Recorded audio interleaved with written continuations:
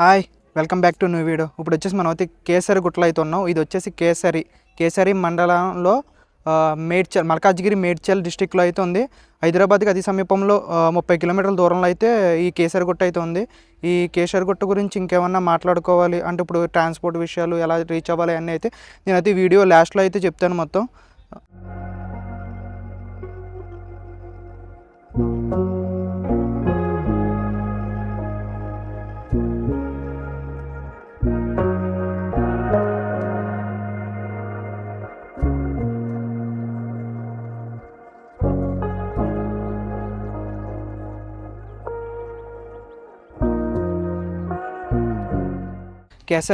ఈ కేసరగుట్టలో శ్రీ రామలింగేశ్వర స్వామి అయితే కొలువై ఉన్నారు. శ్రీ రామలింగేశ్వర స్వామిని అయితే త్రేతాయుగంలో శ్రీరాముడైతే స్వయాన శ్రీరాముడి చేతుల మీదుగా ఈ లింగం అయితే ప్రతిష్ఠించారు. ఇప్పుడైతే మనం ప్రజెంట్ అయితే గుడిలోకి వెళ్ళినప్పుడే ఇక్కడైతే చూడొచ్చు మీరు. ఈ లెఫ్ట్ సైడ్లో మనకి చిలక జ్యోతిష్యాలు అయితే చెప్తున్నారు. అది కాకుండా ఇది వచ్చేసి నెక్స్ట్ ఇది అయిపోగానే మనం కొంచెం ఫ్రంట్కి వెళ్ళగానే మనకి ఎంట్రీ అయితే ఉంటుంది. చూడొచ్చు, ఇది ఎంట్రీ గుళ్ళోకి. రామలింగేశ్వర స్వామి ఆలయం ఎంట్రీ ఇది. లోపలికి వెళ్ళి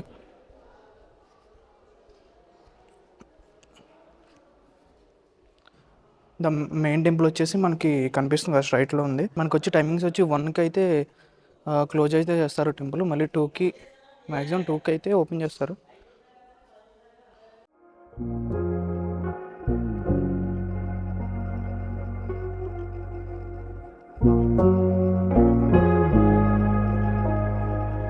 రామలింగేశ్వర స్వామి ఆలయంలోకి లోపలికి రాగానే లెఫ్ట్ సైడ్లో అయితే మనకి స్థల పురాణం అయితే ఉంటుంది. అసలు ఈ శివలింగాన్ని ఎవరు ప్రతిష్ఠించారు, అవన్నీ రాముడు ప్రతిష్ఠించారు, ఇలాగ హనుమంతుడు చెప్పాడు అన్నీ. ఇది మొత్తం ఫ్రేమ్స్ అయితే కట్టించి వివరంగా కింద అయితే తెలుగులో రాశారు, చూడొచ్చు.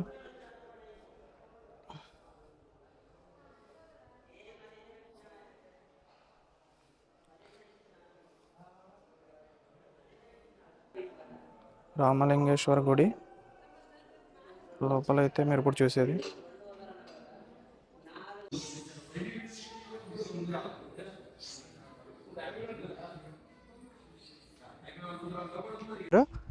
ఈ స్టోరీ మొత్తం అయితే నేను ఇప్పుడైతే ఎక్స్ప్లెయిన్ చేస్తాను, చూడొచ్చు మీరు.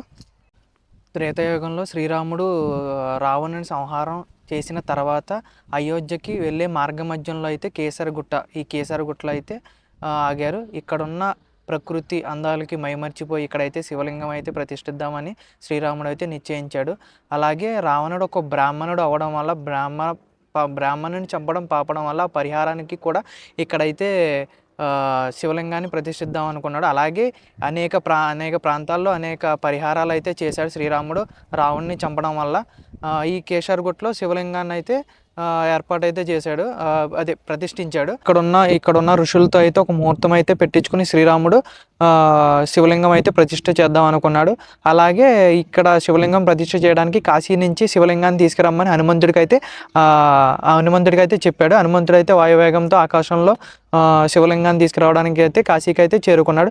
అక్కడ కాశీకి చేరుకున్నాక హనుమంతుడికి అనేక శివలింగాలు చూసి ఏ శివలింగం తీసుకురావాలో అర్థం కాలేదు.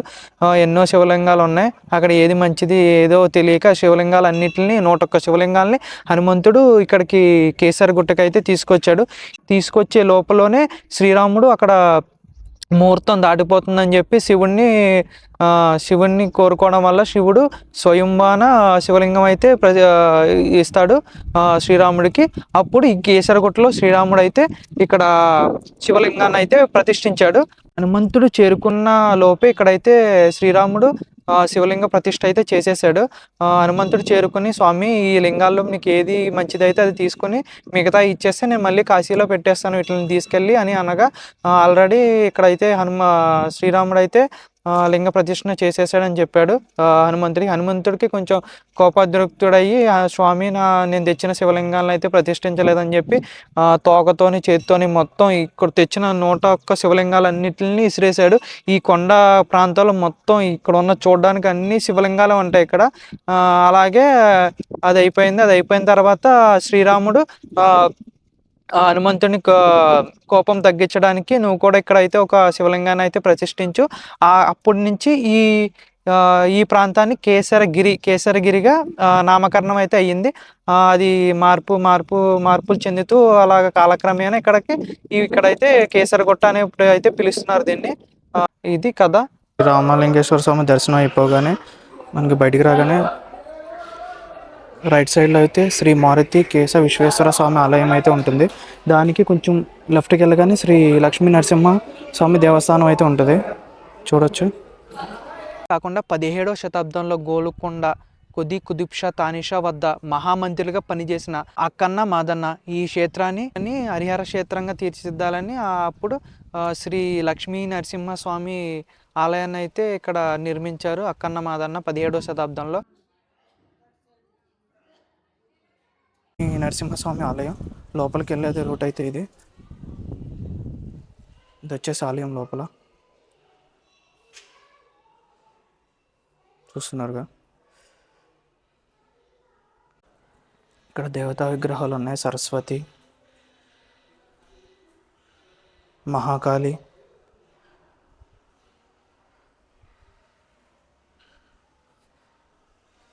అండ్ మహాలక్ష్మి. తర్వాత శ్రీ లక్ష్మీ నరసింహస్వామి,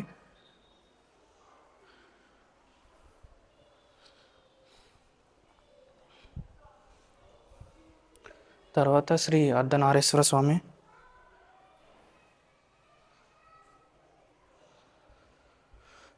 శ్రీ రామాలయం సీతారామచంద్ర స్వామి ఆలయం.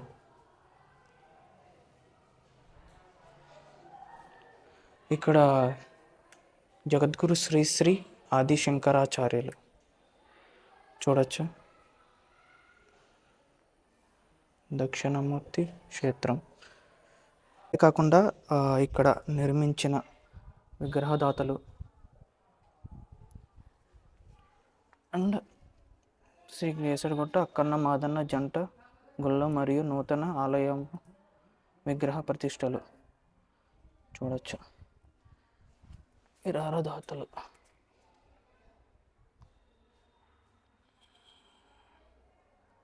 అలాగే కాకుండా ఇక్కడ అన్నదానం కూడా జరుగుతుంది. ఇప్పుడు చూడొచ్చు ఇక్కడ టైమింగ్స్ అవన్నీ అయితే నేనైతే ఇప్పుడు చూపిస్తున్నాను కదా, ఇదే టైమింగ్స్.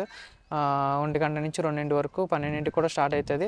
అదే కాకుండా ఇక్కడ అన్నదానానికి రైట్ సైడ్లో అయితే మీకు పులిహార లడ్డు కౌంటర్ అయితే ఉంటుంది. ఈ కౌంటర్కి వెనకాల నాగమ్మ తల్లి ఆలయం కూడా ఉంది, చూడొచ్చు.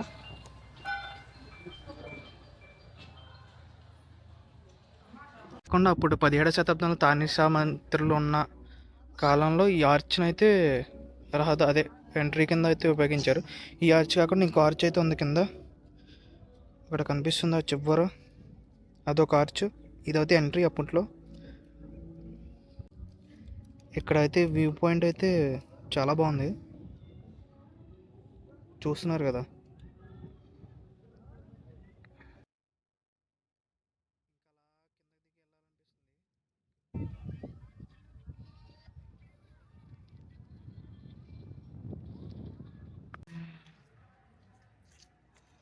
బ్రాహ్మణ నిత్య అన్నదాన సత్రం. ఇది వచ్చేసి 10 నుండి 11:30, 1 గంట నుండి 2 వరకు.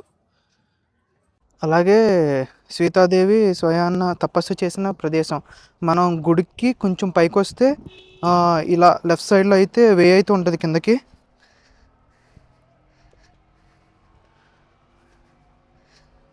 ఈ వే ద్వారా కిందకి వెళ్ళిపోతే సీతాదేవి తపస్సు చేసిన ప్లేస్ అయితే మనం చూడొచ్చు. అప్పట్లో త్రేతాయుగంలో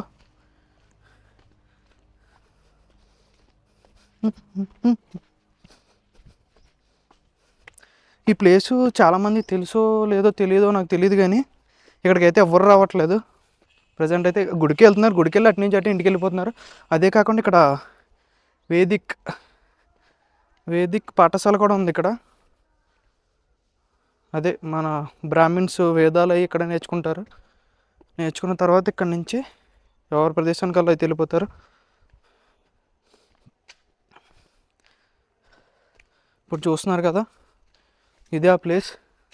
ఒక గృహలో అయితే సీతాదేవి తపస్సు అయితే చేశారు త్రేతాయుగంలో. అప్పుడు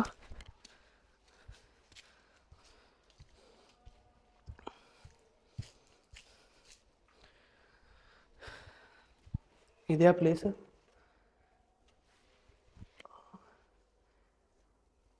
చూస్తున్నారు కదా, స్వయాన సీతాదేవి తపస్సు చేసిన ప్రదేశం అయితే ఇది.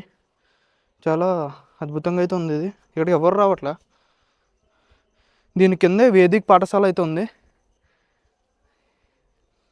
గురుకుల్, వేదిక్ గురుకుల్. బస్సు అయితే అక్కడ నంది కనిపిస్తుంది కదా చివర, ఆ నంది దగ్గర అయితే బస్సు అయితే డ్రాప్ చేస్తుంది. అక్కడి నుంచి మనకి పైకి కొంచెం దూరం రాగానే మనకి స్టెప్స్ అయితే ఉంటాయి. ఇవి ఇవి వచ్చి ఇప్పుడైతే ఓపెన్ చేయట్లేదు, మహాశివరాత్రికి అయితే ఓపెన్ చేస్తారు. జనాలు రద్దీ ఎక్కువ ఉంటుంది కదా, అప్పుడైతే ఓపెన్ చేస్తారు ఇవి స్ట్రైట్ గుడిలోకి వెళ్ళడానికి. అదే కాకుండా మనకి అప్పట్లో నిర్మించిన పాత స్టెప్స్ కూడా ఇక్కడ ఉన్నాయి ఈ రైట్ సైడ్లో. ఇప్పుడైతే టెంపుల్ అంత రష్ అయితే లేదు, ఖాళీగానే ఉంది. మహాశివరాత్రికి అయితే మొత్తం ఇక్కడి నుంచి లైన్ మొత్తం కింద వరకు అయితే ఉంటుందంట. ఇక్కడి నుంచి లైన్ మొత్తం కింద వరకు అయితే ఉంటుంది. ఇలా స్ట్రైట్గా అయితే గుడిలోకి అయితే పైకి వెళ్ళిపోవచ్చు. పైకి వెళ్ళి లెఫ్ట్ సైడ్లో అయితే గుడి ఉంటుంది. ట్రాన్స్పోర్ట్ ఇక్కడ నేనైతే బస్సులో వచ్చాను. బైకుల మీద వచ్చే వాళ్ళకి పార్కింగ్, కార్కి బైక్కి పార్కింగ్ అయితే ఉంటుంది, పైనే ఉంటుంది. అక్కడి నుంచే గుడికి ఎంట్రీ కూడా ఉంటుంది. మీకైతే రాగానే పార్కింగ్ చేయగానే తెలిసిపోతుంది. పార్కింగ్ దగ్గరే వెంటనే రైట్ సైడ్లోనే అయితే గుడి అయితే ఉంటుంది. ఇంకా బస్సులో వచ్చే వాళ్ళు అయితే సికింద్రాబాద్ ఆర్ ఈసీఎల్ అయినా సికింద్రాబాద్ అయినా చేరుకుని అక్కడి నుంచి బస్సులు అయితే ఉంటాయి కేసరగుట్టకి, డైరెక్ట్ రావచ్చు. కేసరగుట్టకి చేరుకోగానే నంది విగ్రహం దగ్గర అయితే దింపేస్తారు. స్టార్టింగ్ అయితే నంది విగ్రహం ఉంటుంది. అక్కడి నుంచి మీరు కొంచెం పైకి అయితే ఎక్కాలి. కొంచెం ఎంత అంటే ఒక 50 మీటర్స్ ఆర్ 40 మీటర్స్ అయితే ఎక్కాలి. అదే కాకుండా గుడికి రైట్ సైడ్లో స్టార్టింగ్లోనే మనకి పార్క్ కూడా ఉంటుంది. మంచిగా డెవలప్ అయితే చేశారు పార్క్. సరదా కాసేపు అయితే బస్సు రావడానికి టైం అయినా పడితే ఈ పార్క్లో అయితే ఉండొచ్చు. ఈ పార్క్ ఎంట్రీ వచ్చేసి 10 రూపీస్ పార్క్ ఎంట్రీ.